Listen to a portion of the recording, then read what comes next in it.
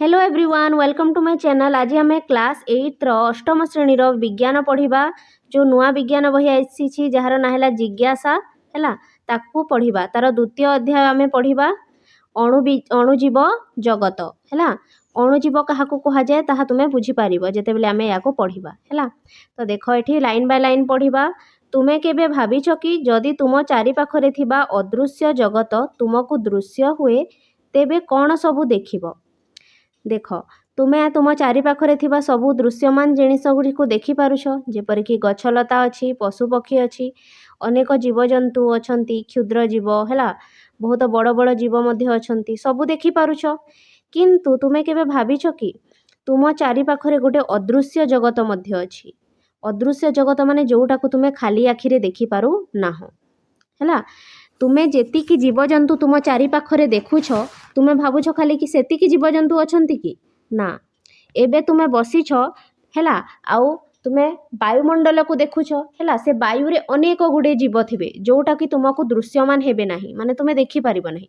ठीक से परि तुम हाथ रे है तुम्हें खाउतबा खाद्य रे चारिआडे अनेक प्रकार एते सूक्ष्म सूक्ष्म माने अति छोट जीव थे जोटा कि तुम्हें देखि परिबो नाही। से माने अछंती किंतु आमे तांकु देखि पारुनी है, आमर आखि तांकु देखि पारुनी। कहीं ना से माने अति छोट। तो तुम्हें जदि से अदृश्य जगत को देखि पारिबो हेले तुम्हें कौन सबू देखिबो बोली भावुछ बोली पचरा जाइछि है। तो कौन देखिबा आमे सेटा परे पढ़िबा है। देख एही अदृश्य जगतर पर्यवेक्षण एथिरे जीवमानंकर आकार जटिलता किंबा जीवर जो लक्षण ताकू जीवित बोली परिरक्षित करिथाए से विषय रे तुम चिंताधारा को किपरि परिवर्तन करि परिबो बोली भावुछ है। तो ये कहला जे जो जीव माने अछंती तांको जीव बोली कहीं धरा जाए है। तांको जीव से जीव मानकर आकार किपरि थाए है, से मानकर शरीरर जटिलता किपरि थाए, तांको शरीरटा किपरि गढ़ा होई थाए है, से सबू तुम्हें चिंता करिवो बोली कहूछि है। जेते बेले आमे पढ़िबा बुझी परिबा। तुम्हें केबे चिंता करिछ कि एई क्षुद्र जीव माने परस्पर सहित किपरि प्रतिक्रिया करती, सेटा मध्य आमे पढ़िबा। पढ़िले तो बुझी परिबा है। तो से प्रश्न गुड़िकर उत्तर आमे परे लिखिबा एठी है। तो चलो पढ़िबा याकू है कौन सबू अच्छी। देख मनुष्यर आखि केवल एक निर्दिष्ट आकार ठारू बड़ जिनिस देखिपारे। माने आम मनुष्यर जो आखि अच्छी ताहा सबू जिनिस को देखिपारे नाही है। गोटे निर्दिष्ट आकार बड़ जिनिस ही देखिपारे, ताठू छोट जिनिस देखिपारे नाही। एही कारणरू बहुदिन धरी आम चारिपाखरे अनेक छोट जिनिस अजणा रही जाइथिला है।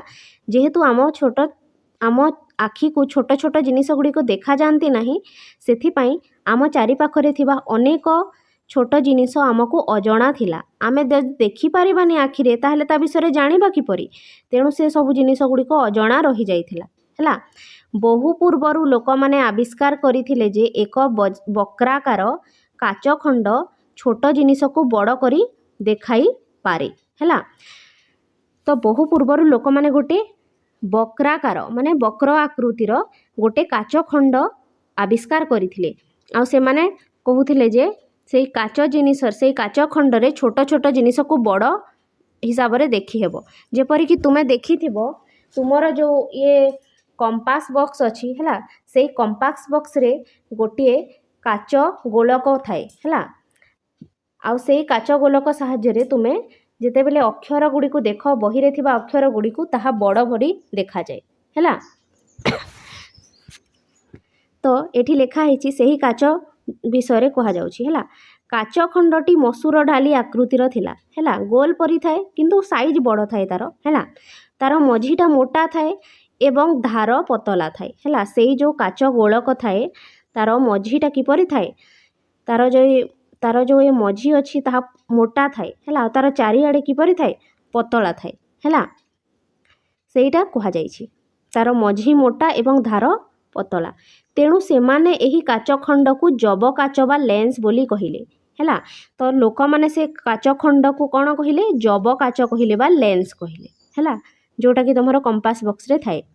ता साहाय्य रे छोट जिनिसटा को बड़ हिसाब रे देखि हुए है, माने छोट जिनिस गुड़ा भी बड़ बड़ देखा जाए। समय क्रमे लेंस गुड़ी को अधिक उन्नत करागला ହେଲା। ତ ସେଇ ଯେଉଁ ଜବ କାଚ ବା ଯାହାକୁ ଲେନ୍ସ କୁହାଯାଉଛି ତାକୁ ଧୀରେ ଧୀରେ ଆହୁରି ଉନ୍ନତ କରାଗଲା। ବୁଝିପାରିଲ? ତାକୁ ଆହୁରି ଭଲ ଭାବରେ ତିଆରି କରାଗଲା। ସରଳ ବର୍ଦ୍ଧକ କାଚ ଠାରୁ ଆରମ୍ଭ କରି ଅଣୁବୀକ୍ଷଣ ଯନ୍ତ୍ର ପର୍ଯ୍ୟନ୍ତ ପ୍ରତ୍ୟେକ ନୂଆ ନୂଆ ଉପକରଣ ମଣିଷକୁ ସେସବୁ ଜିନିଷ ଦେଖିବାରେ ସାହାଯ୍ୟ କଲା ଯାହା ସେମାନଙ୍କ ଖାଲି ଆଖି ସହଜରେ ଦେଖିପାରୁ ନଥିଲା। ତ ଯେତେବେଳେ ସେଇ ବର୍ଦ୍ଧକ କାଚ ହେଲା ବା ମାଗ୍ନିଫାଇଂ ଗ୍ଲାସ୍ କୁହାଯାଏ ଯାହାକୁ ଇଂରାଜୀରେ, ହେଲା, ସେଇ ବର୍ଦ୍ଧକ କାଚ ଆଉ ଅଣୁବୀକ୍ଷଣ ଯନ୍ତ୍ର କ'ଣ ହେଲା ଆବିଷ୍କାର କରାହେଲା, ଯାହା ସାହାଯ୍ୟରେ ମଣିଷ ସେଇ ସବୁ ଜିନିଷ ଗୁଡ଼ିକୁ ଦେଖିପାରିଲା ଯେଉଁଟାକି ସେ ପୂର୍ବରୁ ଦେଖିପାରୁ ନଥିଲା ଖାଲି ଆଖିରେ। ବୁଝିପାରିଲ? ଆଗରୁ ମଣିଷ ଛୋଟ ଛୋଟ ଜୀବମାନଙ୍କୁ ଖାଲି ଆଖିରେ ଦେଖିପାରୁନଥିଲା, କିନ୍ତୁ ଏବେ ସେ ଦେଖିପାରୁଛି। କାହା ସାହାଯ୍ୟରେ? ଯେଉଁ ବର୍ଦ୍ଧକ କାଚ ଆବିଷ୍କାର କରାହେଲା, ହେଲା, ଉଦ୍ଭାବନ କରାହେଲା, ଆଉ ଯେଉଁ ଅଣୁବୀକ୍ଷଣ ଯନ୍ତ୍ର ଉଦ୍ଭାବନ କରାହେଲା ତା ସାହାଯ୍ୟରେ। ବୁଝିପାରିଲ? ବର୍ଦ୍ଧକ କାଚ କ'ଣ କରେ? ଛୋଟ ଜିନିଷକୁ ବଡ଼ କରି ଦେଖାଇଥାଏ।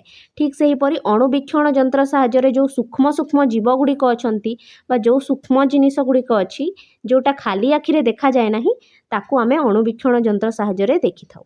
ହେଲା।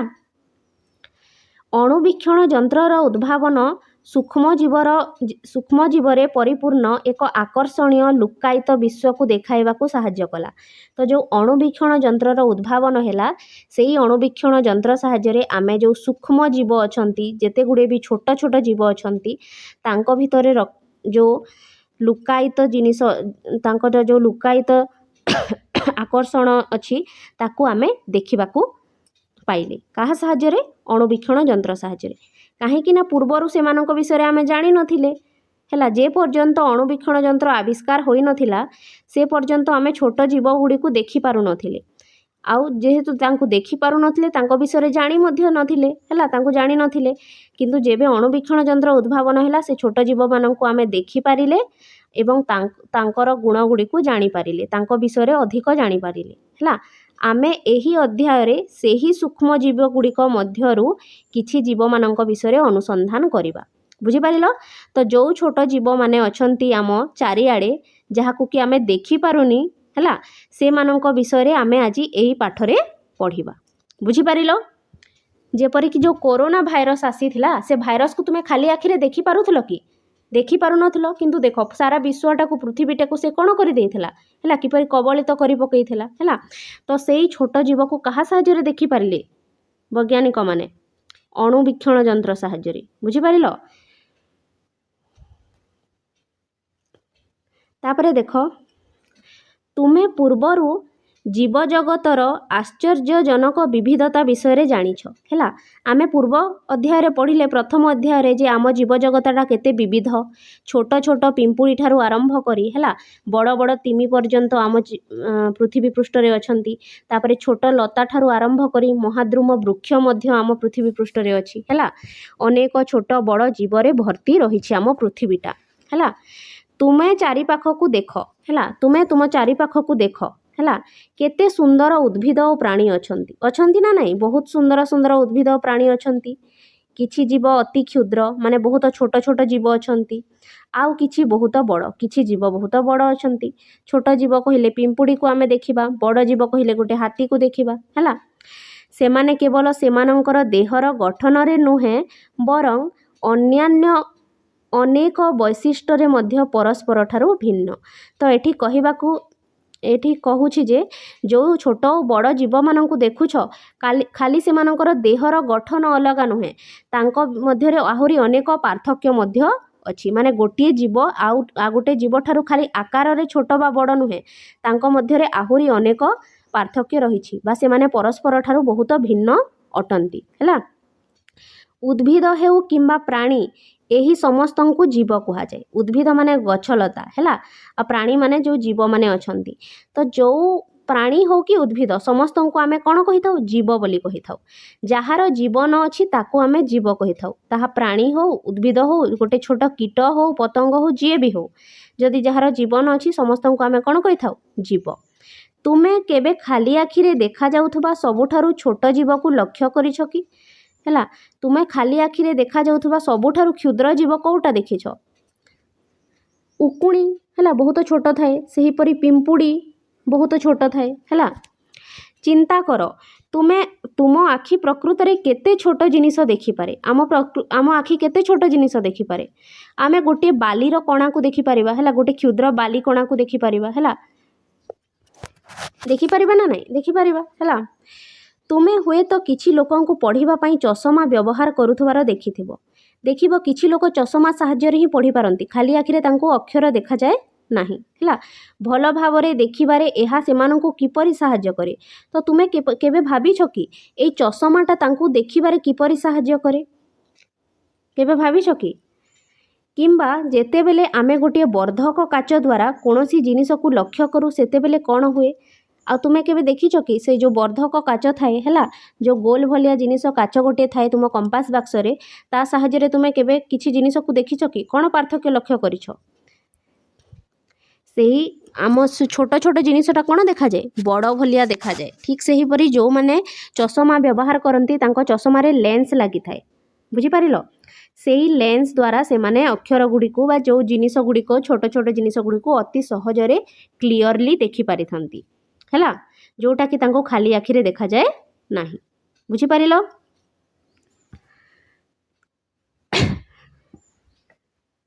देखो कार्य 2.1 आस पर्यवेक्षण करवा है ये कार्य 2.1 दि जाइए कही जे चित्र 2.1 रे देखा जाइथिबा परी गोटे गोलाकार तल विशिष्ट काच फ्लाक्स नियो एही फ्लाक्स को जलपूर्ण कर है ये देख चित्र दे देखा जाइए चित्र 2.1 रे कौन देखि पारुछ गोटे गोल भलिया काच फ्लाक्स अच्छी है गोटे काचर पात्र अच्छी है जार तलटा किपरि अच्छी गोलाकार अच्छी है सेही काच फ्लाक्स को नेबा आमे आ सेइथिरे आमे कोन करिबा काच फ्लाक्स को जल पूर्ण करिबा सेही काचर पात्र बा से फ्लाक्स रे आमे जल भरी देबा हैला पानी भरी देबा फ्लाक्स रो मुह को गोटे ठिपी द्वारा भल भावरे बंद कर आ फ्लाक्स रो जो मुह थिबो जो पटे आमे पानी भरी थिबा तार मुह को आमे ठिपी द्वारा बंद करि देबा हैला वर्तमान फ्लाक्स को एक खोला बही उपरे रख तापरे से जो काच पात्र बा फ्लाक्सटा अच्छी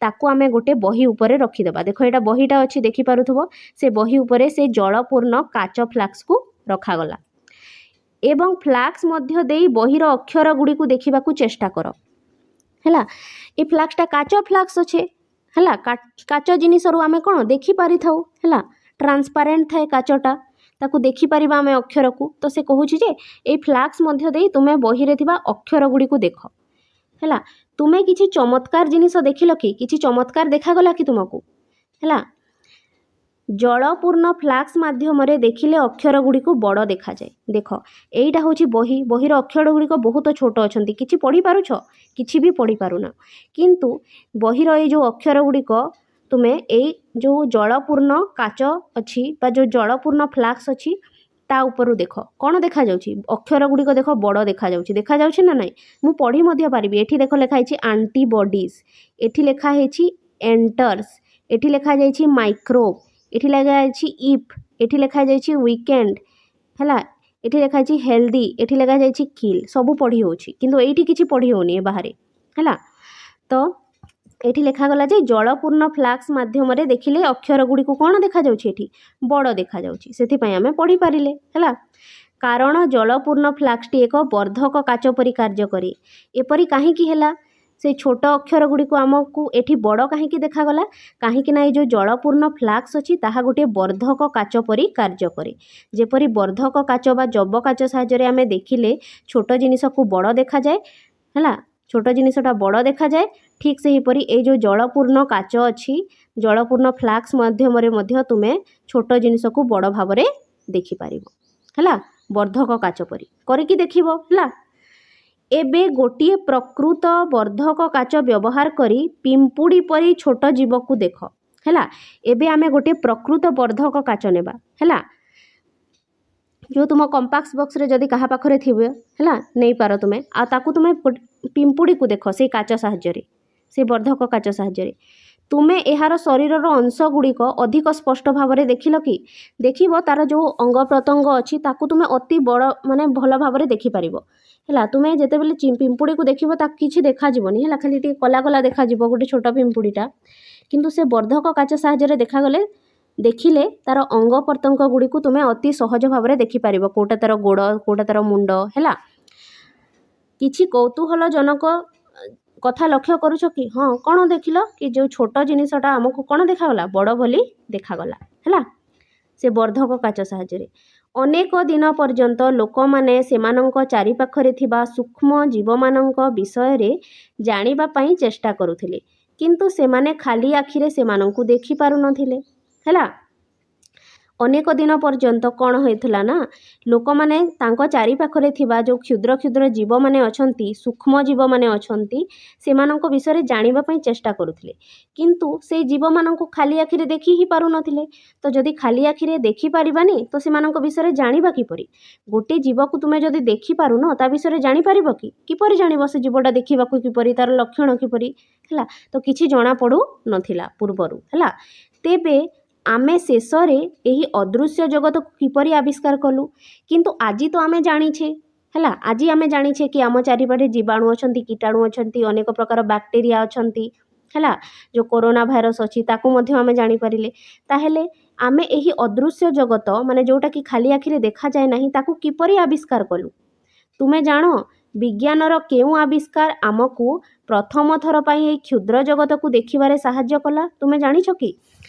ତାହେଲେ ତୁମେ ଭାବ, ଆଉ ତୁମେ ଜାଣିଛ କି ଏଇ ଯେଉଁ କ୍ଷୁଦ୍ର କ୍ଷୁଦ୍ର ବା ସୂକ୍ଷ୍ମ ଜୀବ ଅଛନ୍ତି ଅଦୃଶ୍ୟ ଜଗତରେ ହେଲା, ତ ବିଜ୍ଞାନର କେଉଁ ଉଦ୍ଭାବନ ଯୋଗୁଁ ଆମେ ସେମାନଙ୍କ ବିଷୟରେ ଜାଣିପାରିଲେ? ଜାଣିଛ? ଅଣୁବୀକ୍ଷଣ ଯନ୍ତ୍ର। ଯେତେବେଳେ ଅଣୁବୀକ୍ଷଣ ଯନ୍ତ୍ରର ଉଦ୍ଭାବନ ହେଲା, ଆମେ ସେହି ଅଣୁବୀକ୍ଷଣ ଯନ୍ତ୍ର ସାହାଯ୍ୟରେ କ୍ଷୁଦ୍ର ଜୀବମାନଙ୍କୁ ଦେଖିପାରିଲେ, ଯେଉଁଟାକି ଖାଲି ଆଖିରେ ଦେଖାଯାଏ ନାହିଁ, କିନ୍ତୁ ସେଇ ଯନ୍ତ୍ରପାତି ଯେଉଁ ଅଣୁବୀକ୍ଷଣ ଯନ୍ତ୍ର ଅଛି ତା ସାହାଯ୍ୟରେ ଦେଖିପାରୁ। ତ ଯେତେବେଳେ ଅଣୁବୀକ୍ଷଣ ଯନ୍ତ୍ରର ଆବିଷ୍କାର ହେଲା, ତା ପରଠୁ ଆମେ ଏଇ କ୍ଷୁଦ୍ର ଜଗତକୁ ଦେଖିବାରେ ସକ୍ଷମ ହେଲୁ ହେଲା, ଯାହାକୁ କି ଆମେ ପୂର୍ବରୁ ଦେଖିପାରୁନଥିଲୁ। ବୁଝିପାରିଲ ନା? ତ ଦେଖ ଏଠି ଲେଖା ହେଇଛି କିପରି ଅଣୁବୀକ୍ଷଣ ଯନ୍ତ୍ର ହେଲା ସାହାଯ୍ୟରେ କ୍ଷୁଦ୍ର ଜୀବମାନଙ୍କୁ ପ୍ରଥମେ ବୈଜ୍ଞାନିକମାନେ ଦେଖିପାରିଲେ ହେଲା। 1665 ମସିହାରେ ରବର୍ଟ ହୁକ୍ ନାମକ ଜଣେ ବୈଜ୍ଞାନିକ ମାଇକ୍ରୋଗ୍ରାଫିଆ ନାମକ ଏକ ପୁସ୍ତକ ପ୍ରକାଶ କରିଥିଲେ ହେଲା। 1665 ମସିହାରେ ଗୋଟେ ବୈଜ୍ଞାନିକ ଥିଲେ ଯାହାଙ୍କ ନାଁ ହେଉଛି ରବର୍ଟ ହୁକ୍ ହେଲା। ସେ ରବର୍ଟ ହୁକ୍ କ'ଣ କରିଥିଲେ? ସେ ଜଣେ ବୈଜ୍ଞାନିକ ଅଟନ୍ତି। ସେ ଗୋଟିଏ ପୁସ୍ତକ ପ୍ରକାଶ କରିଥିଲେ, ଆଉ ତାଙ୍କ ପୁସ୍ତକର ନାଁ କ'ଣ ଥିଲା? ମାଇକ୍ରୋଗ୍ରାଫିଆ। ଦେଖ ଏଠି ସେଇ ପୁସ୍ତକଟା, ଏଇଟା ତାର ନାଁ ଥିଲା ମାଇକ୍ରୋଗ୍ରାଫିଆ ହେଲା। ସେ ଜଣେ ସୂକ୍ଷ୍ମ ପର୍ଯ୍ୟବେକ୍ଷକ ଏବଂ କୁଶୀଳ ଚିତ୍ରକର ଥିଲେ ହେଲା।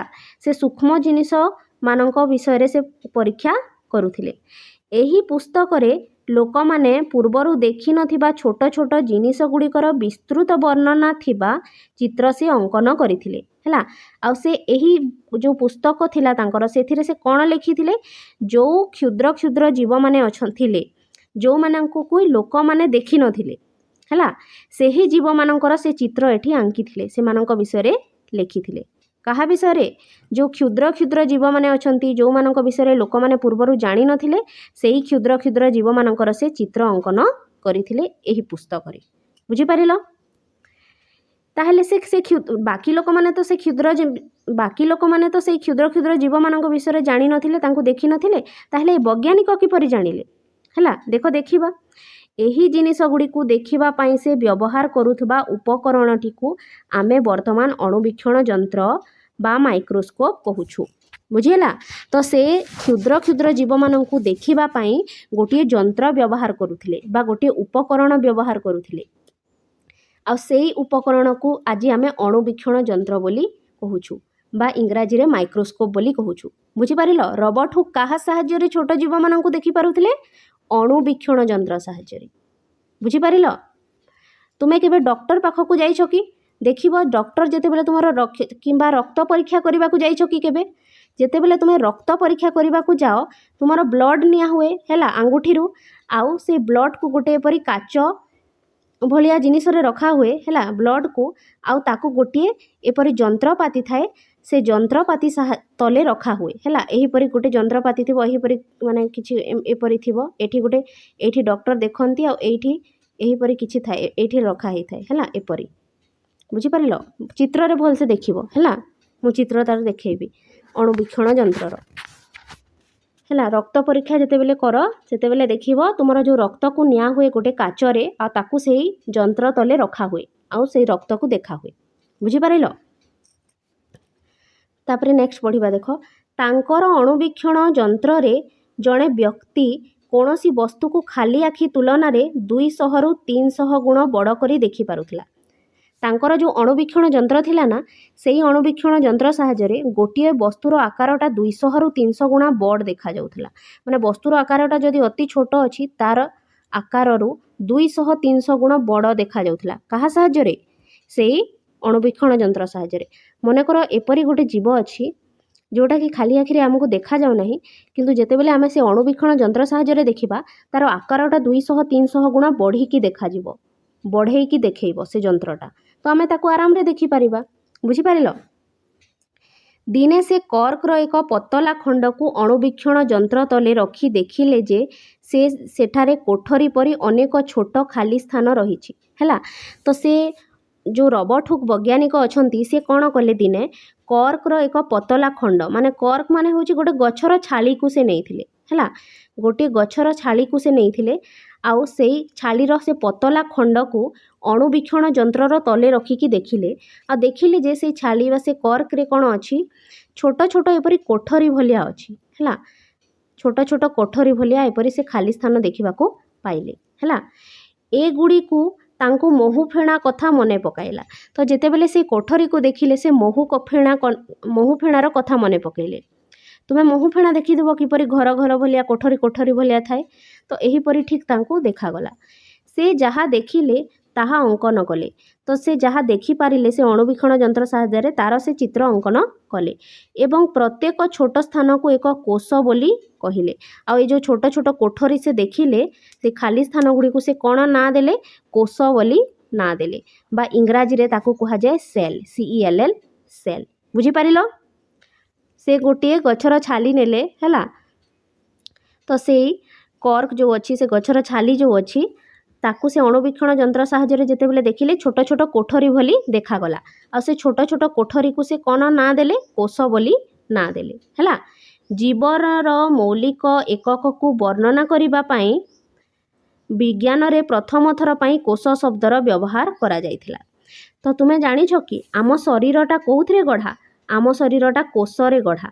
ଆମ ଶରୀର ଖାଲି ନୁହେଁ, ପ୍ରତ୍ୟେକ ଜୀବ ଯେଉଁ ଅଛନ୍ତି, ଯେତିକି ଗୁଡ଼େ ବି ଜୀବ ଦେଖୁଛ, ଗଛ ଲତା, ପୋକ, ବଡ଼ ବଡ଼ ଜୀବଜନ୍ତୁ, ଯାହାର ବି ଜୀବନ ଅଛି, ହେଲା, ଛୋଟ କୀଟ ପତଙ୍ଗ, ସମସ୍ତଙ୍କ ଶରୀରଟା କାହା ଦ୍ୱାରା ଗଠିତ? କୋଷ ଦ୍ୱାରା ଗଠିତ। ସେଥିପାଇଁ କୋଷକୁ କ'ଣ କୁହାଯାଏ? କୋଷ ଶବ୍ଦକୁ ଆମ ଜୀବ ଶରୀରର ଏକକ ବୋଲି କୁହାଯାଏ। ତ ଏଇ କୋଷ ବିଷୟରେ ପ୍ରଥମେ କିଏ କହିଥିଲେ?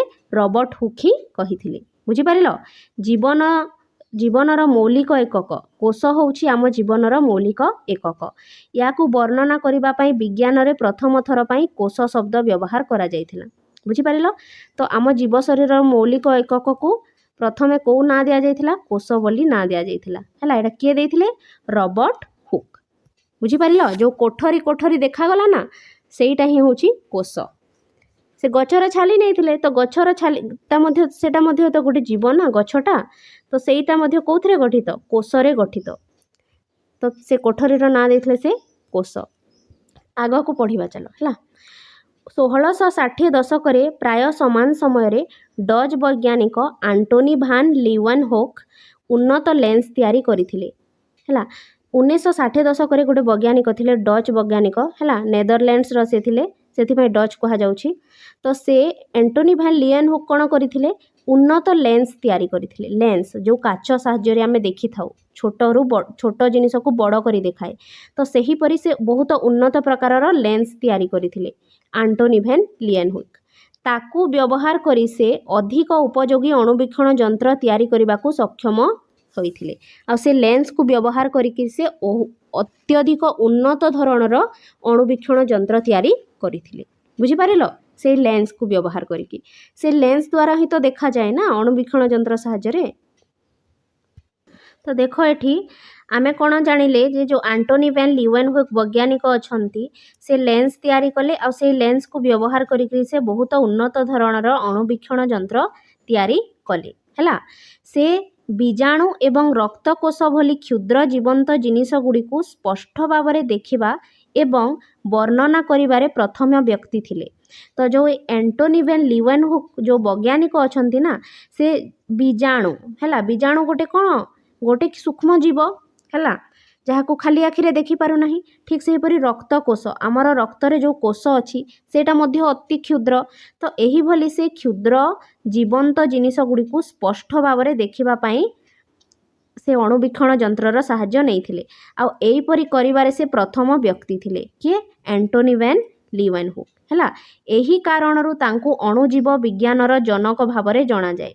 बुझीपार से एंटोनी वैन लीवेनहुक को कौन कह जाए अणुजीव विज्ञानर जनक कहीं से ही प्रथमे अणुवीक्षण यंत्र आविष्कार करिकी ए जो बीजाणु आ रक्तकोश भरी जो सूक्ष्म सूक्ष्म जिनिस गुड़िक अच्छी जोटा को खाली आखिरे देखी हुए ना से जिनिस गुड़िक से प्रथम थर पर देखी और ता विषय वर्णना करथिले सूक्ष्म जिनिस गुड़िक विषय से वर्णना करथिले हैला। सेथिपाई तांकु अणुजीव विज्ञानर जनक बोली कहा जाए है।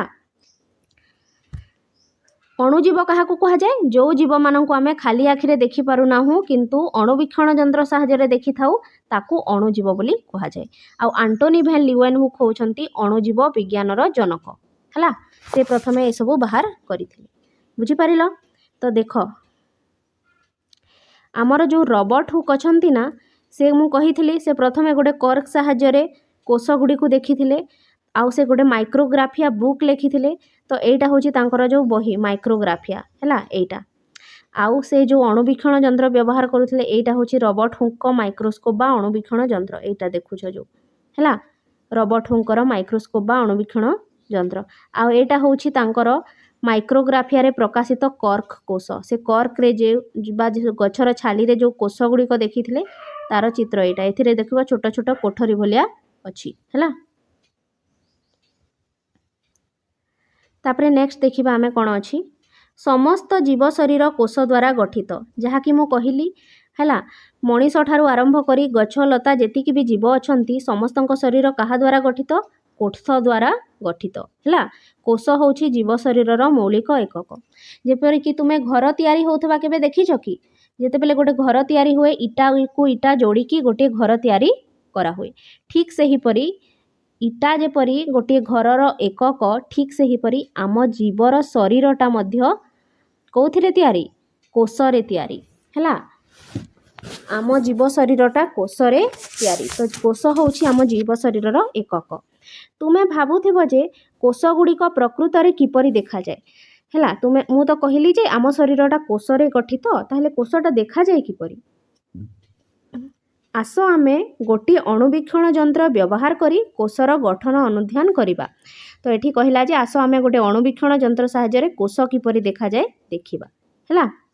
तुम स्कूल रे थिबो यंत्रपाती है तुमको देखा जिवो है देखैबे परीक्षा करिकी। तो एठी आमे पढ़िबा देख कार्य 2.2 आस गोटे कोष अध्ययन करिबा। एठी कहला जे आस आमे गोटे कोष विषय जानिबा है। एटा तुमर शिक्षक स्कूल रे प्रदर्शन करिवे तुम स्कूल रे माइक्रोस्कोप भी थिबो है। तुमे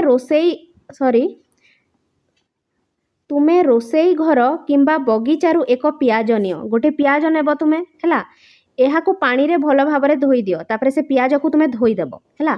पियाज को भूलंब भाव में खंड खंड करी काटी नियो एपरी लंबा भाव में पियाज को काटिदेव है। एठी जेपरी देखाई चित्र रे कटा होइथिबा पियाज रु खंडे नियो तो से जो पियाजटा कटा हेछि लंबा भाव में ताकू सेठिरु खंडे तुमे पियाज नेब है एवं फोरसेप साहाय्य रे एहार भितर पृष्ठरु पतला स्वच्छ स्तर को व्यवहार कर तापरे गोटे फोरसेप बा चिमुटा भलिया जिनिस थाए ताकू नेब आउ से चिमुटा साहाय्य रे देखिबो गोटे पतला अंश थाए तार भितर पाखरे पियाजर जो भितर पाखरे है गोटे पतला आस्तरण थाए धलाटा है ट्रांसपारेंटा अति पतला ताकू तुमे बाहर करिवो से चिमुटा साहाय्य रे बा जाहाको कि फोरसेप बोली कहा जाए है। यह पियाजर अंतस्तर तो जो पतला स्तरटा बाहरिला सेटा होची पियाजर अंतस्तर। यह को किछि बुंदा साफ्रानिन बा लाल रंग थिबा एक पेट्री डिश रे 30 सेकेंड पाई रख तापरे जो पियाजर पतला आस्तरण को तुमे बाहर कल सेई पतला आस्तरण को गोटे साफ्रानिन बा गोटे लाल रंग थिबा पेट्री डिश रे रख है। पेट्री डिश माने गोटे काचर पात्र को पेट्री डिश कह जाए। देखो चित्र रे रखाई काच पात्र ताकू पेट्री डिश कह जाए। आ सेथिरे किछि लाल रंग दिया रखाई देखुछ ना, देखुछ से लाल रंग रे तुमे पियाज को 30 सेकेंड रखिबो। पियाज को माने से पियाजर पतला आस्तरण को है। पियाजर पतला आस्तरण को तुमे से पेट्री डिश रे 30 सेकेंड पाई रख है। एहा कोष गुड़ी को गोलापी रंग करदेव एवं आमको स्पष्ट भाव में आमे देखिपारिबा से पियाजटा किपरि थिला। से जो पियाजर पतला स्तरटा पूरा अति पतला थिला, ट्रांसपेरेंट धला थिला, तो ताकू देखिबाटा सहज हबनी। सेथिपाई आमे ताकू 30 सेकेंड पाई साफ्रानिन बा लाल रंग रे रखिदेबा है गोटे काच पात्र बा पेट्री डिश रे। हेले कौन हो जिवो से जो पियाजर पतला आस्तरणटा थिला ताकू गोलापी रंग करदेव से रंगटा है, जहाँ फल कि आमे से पियाजर पतला आस्तरण को देखिपारिबा। बुझिपाइल ना, रंग देदेले एबे सहजरे देखिपारिबा। तापरे कौन करिबा देख, पतला ब्रश साहाय्य पियाज अंतस्तर को पानी थिबा अन्य एक पेट्री डिश रे रख। तापरे आउ गोटे पेट्री डिश बा काच पात्र नेबा जो थरे कि पानी भर्ती करिबा। आउ से पियाज को जोटा को कि आमे रंग करिछे ताकू से पानी रे रखिदेबा हैला। एहा धोई होई जिवो एवं अतिरिक्त रंग छाड़ी दिवो, जहाँ फल कि कौन हेबो जो पियाजर छाली रे बा पतला आस्तरण रे जो अधिक रंग लगी जाइथिला ना ताहा पानी रे धोई होई जिवो। बुझिला, प्रथमे रंग रे बुड़ेइले रंग करदेले ताकू पुणी पानी रे बुथी देले है, जहाँ फल कि एबे ताहा गोलापी रंगर तो हो गला पियाजटा, किंतु जो एक्स्ट्रा रंग लगी ताहा धोई हो गला है, तो अतिरिक्त रंग छाड़ीगला। एबे पतला ब्रश व्यवहार करी काच स्लाइड रे रंग होइथिबा पियाजर अंतस्तर को सावधानतार सहित रख जेपरी एहा माड़ी होई न जाए किंबा छिंडी न जाए है। तापरे एइठू पियाज को बाहर करिकी गोटे काच स्लाइड रे रखिबा। एटा होची देखो चारकुटियाटा जो अच्छी एटा होची गोटे काच स्लाइड है। देखिथिबो रक्त परीक्षा कला बेले से रक्त को काच स्लाइड रे निया जाए, तो सही परी आमे एई पानी रो से काच स्लाइड रे ताकू रखिदेबा है। माने से जो पियाजर पतला आस्तरण थिला ताकू एबे पानी रो बाहर करी काच स्लाइड रे रखिदेबा। एपरी रखिबा जेपरी कि ताहा मोड़ी न हो जाए, पूरा स्ट्रेट सब माने छाट है, पूरा स्ट्रेट भाव में रखिदेबा। तापरे कौन करिबा स्लाइड रे एहा उपरे ग्लिसरीन गोटे बुंदा पकाओ। तापरे रखिदेले ए काच स्लाइड रे पियाज छाली को तापरे ता उपरे एक बुंदा ग्लिसरीन पकेबा। देखो एठी एक बुंदा ग्लिसरीन पका होची है। ग्लिसरीन कोष गुड़ी को सहजरे सुखिबा को देव नहीं। ग्लिसरीन कहीं पकेले ता उपरे कहीं ना पवन बहुची है, पवन रे से कोष गुड़िक सुखीजीव, अति पतला थाए ना से आस्तरणटा, तो सुखीजीव कोष गुड़िक। तो ग्लिसरीन पकेदेले कौन हेबो कोषटा सहजरे सुखिब नाही एवं कोष गुड़िक भल भाव में देखी हेबो है। कोष गुड़ी को भल भाव में देखी हेबो ग्लिसरीन पकेले। तेणु आमे एक बुंदा ग्लिसरीन पकेले। छुंची द्वारा धीरे धीरे एही स्तर उपरे एक कभर स्लिप रख जेपरिक ता तले पवन रही न जाए। तापरे गोटे छुंची नेबा आउ गोटे कभर स्लिप नेबा। कभर स्लिप माने गोटे पतला काच थाए है, एटा जो देखुछ एटा है एटा, तो गोटे कभर स्लिप नेबा आ से पतला काच को से पियाज छाली जहाँ उपरे कि ग्लिसरीन दिया हेची ता उपरे एपरी पकईदेबा, माने कभर करदेबा ताकू है, कभर करदेबा। देख कभर स्लिप चारि पाखकू बाहरी आसीथिबा अतिरिक्त ग्लिसरीन खंड को खंडे ब्लटिंग पेपर रे पोछि दियो। तापरे कौन करिबा जो ग्लिसरीन देइथिले ताहा बाहरे लागिथिबो बोधे अत्यधिक ग्लिसरीन, तो ताकू आमे गोटिए ब्लटिंग पेपर साहाय्य रे कौन करिबा से ग्लिसरीन गुड़ी को पोछि देबा है। ब्लटिंग पेपर साहाय्य रे आमे धीरे धीरे से बाहरे लागिथिबा ग्लिसरीन को पोछि देबा है। तापरे कौन करिबा स्लाइड को अणुवीक्षण जंत्र तले रख। तापरे ए जो स्लाइड अच्छी है, स्लाइड उपरे कौन अच्छी पियाज अच्छी, पियाज माने पियाजर आस्तरण अच्छी, पियाजर आस्तरण उपरे ग्लिसरीन देइछे आ ग्लिसरीन उपरे गोटे कभर स्लिप पकेइछे है। एबे एटा रेडी हे गला। या को एबे नै कि आमे गोटे अणुवीक्षण जंत्र साहाय्य रे देखिबा जेपरि ए पिलाटा देखुची एठी लखा हेबो साकू है, ई तले रखा हेबो आ उपरे ताकू देखा हेबो है। स्लाइड को अणुवीक्षण जंत्र तले रख।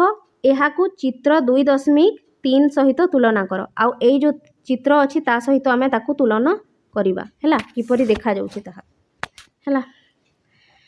कौन देखा पाइबा देख, तुमे चित्र 2.3 सॉरी ତୁମେ ଚିତ୍ର 2.3 ତୁମେ ଚିତ୍ର 2.3 ଗ ଓ ଚିତ୍ର 2.3 ଘରେ କ'ଣ ସମାନ ଦେଖୁଛ? ଦେଖ ଏଇଟା ଚିତ୍ର 2.3 ଗ ଆଉ ଏଇଟା ଘ। ଏଇ ଦୁଇ ଚିତ୍ରରେ ତୁମେ କ'ଣ ସମାନ ଦେଖୁଛ? ଦେଖ ଏକା ଭଳିଆ ଦେଖାଯାଉଛନ୍ତି ନା ନାହିଁ? ଏଠି ମଧ୍ୟ କୋଠରୀ କୋଠରୀ ଭଳିଆ ଦେଖାଯାଉଛି ଆଉ ଏଠି ମଧ୍ୟ କୋଠରୀ କୋଠରୀ ମଧ୍ୟ ଦେଖାଯାଉଛି ହେଲା। ତାହେଲେ ଏଇଟା କ'ଣ? ଏଇଟା ହେଉଛି ଗୋଟେ କାନ୍ଥ ଯେଉଁଟାକି ଇଟାରେ ତିଆରି ହେଇଛି ହେଲା।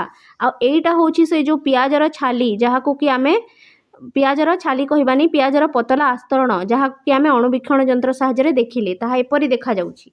ତ ଏଇ ଯେଉଁ ପିଆଜର ଆସ୍ତରଣଟା ଆଉ ଏଇ ଯେଉଁ କାନ୍ଥର ଘରଟା ଏକା ଭଳିଆ ଦେଖାଯାଉଛନ୍ତି ନା ନାହିଁ?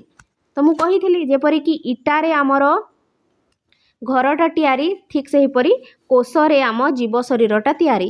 ତ ଯେଉଁ ପିଆଜଟା ମଧ୍ୟ ତ ଗୋଟେ ଜୀବ ଥିଲା ନା ହେଲା।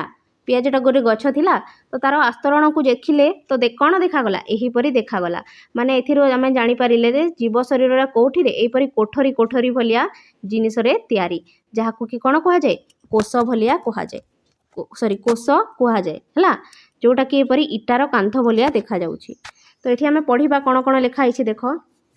ତୁମେ ଅଣୁବୀକ୍ଷଣ ଯନ୍ତ୍ର ତଳେ 2.3 ଘରେ ଦର୍ଶାଯାଇଥିବା ପରି ଇଟା କାନ୍ଥ ପରି ପ୍ରାୟ ଆୟତକାର କୋଠରୀ ଦେଖିବ ହେଲା। ତ ଆମେ ଏଠି କ'ଣ ଦେଖିଲେ? ଯେଉଁ ଅଣୁବୀକ୍ଷଣ ଯନ୍ତ୍ର ସାହାଯ୍ୟରେ ଏଇ ଇଟା ଭଳିଆ କୋଠରୀ ଦେଖିଲେ। ଦେଖ ଏଇଟା ଆମେ ଅଣୁବୀକ୍ଷଣ ଯନ୍ତ୍ର ସାହାଯ୍ୟରେ ଦେଖିଲେ ଏଇ ଚିତ୍ରକୁ, ତ ଏହା କିପରି ଦେଖାଯାଉଛି? ଗୋଟେ ଇଟାର କାନ୍ଥ ଭଳିଆ ଦେଖାଯାଉଛି ହେଲା। ଏଗୁଡ଼ିକ ପିଆଜ ସ୍ତରର କୋଷ। ତ ଏଇ ଯେଉଁ କୋଠରୀ କୋଠରୀ ଦେଖାଯାଉଛ ତାହା କ'ଣ? ତାହା ହେଉଛି ଯେଉଁ ପିଆଜ ସ୍ତର ନେଇଥିଲେ ତାର କୋଷ। ବୁଝିପାରିଲ? ପିଆଜଟା ମଧ୍ୟ ଗୋଟେ ଜୀବ ନା, ତ ତାର ସ୍ତରରେ ଏଇ କୋଷ ଗୁଡ଼ିକ ଥିଲା। ବୁଝିପାରିଲ? କୋଷ ଗୁଡ଼ିକ ଲାଗି ଲାଗି ରହିଛି। ତୁମେ ଭଲସେ ଦେଖ ଚିତ୍ରକୁ। କୋଷ ଗୁଡ଼ିକ କ'ଣ ଲାଗି ଲାଗିକି ରହିଛି ଓ ସେମାନଙ୍କ ମଧ୍ୟରେ କୌଣସି ଖାଲି ସ୍ଥାନ ନାହିଁ। କିନ୍ତୁ ସେମାନଙ୍କ ମଧ୍ୟରେ କିଛି ଖାଲି ସ୍ଥାନ ଅଛି କି? ନାହିଁ। ତୁମେ ଚାରିପାଖରେ ଥିବା ବିଭିନ୍ନ ଉଦ୍ଭିଦର ପତ୍ର ଏହିପରି ପରସ୍ତ ବାହାର କରି ପର୍ଯ୍ୟବେକ୍ଷଣ କର। ତ କେବଳ ପିଆଜର ଛାଲିକୁ ନେଇକି କରିବା ହେବନି, ତୁମେ ଆହୁରି ଅନେକ ଉଦ୍ଭିଦ ଅଛନ୍ତି ତୁମ ଚାରିପାଖରେ, ତାଙ୍କର ପତ୍ର ନେଇକରି ଏପରି ଗୋଟେ ପତ୍ରକୁ କ'ଣ କରିବ?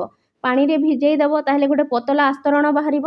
ସେଇ ପତଳା ଆସ୍ତରଣକୁ ନେଇକି ତୁମେ ଅଣୁବୀକ୍ଷଣ ଯନ୍ତ୍ର ସାହାଯ୍ୟରେ ଦେଖିବ। ଦେଖିଲେ କ'ଣ ମିଳିବ? ତୁମକୁ ଏହିପରି କୋଠରୀ କୋଠରୀ ଭଳିଆ ଦେଖାଯିବ।